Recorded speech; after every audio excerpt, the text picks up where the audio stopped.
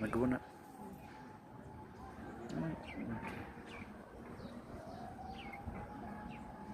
ጥበቃዎቹ ራሱ እንደሚንከባከቧቸው የት እዚህ ጥበቃዎቹ ራሱ ውሃ ያቀርቡላቸው ቤት አላቸው እዚህ የሚያድሩበት ነው የሚኖራቸው አይኖራቸውም ብለው ነው የሚመጡት። በቃ ይመጣሉ ይሄዳሉ። እዚህ ምግብ ለምደው ነው የሚመጡት። እዚህ ምግብ ከለመዱ እዚህ አካባቢ ነው የሚሰሩት። ለምግብ ብቻ ነው ይሰፍራሉ እንጂ በቅርብ ይሰፍራሉ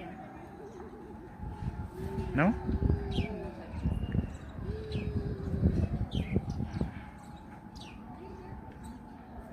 መልካቸው ግን በጣም ነው የሚያማምረው ከለራቸው። ስንት አይነት ናቸው መሰለሽ?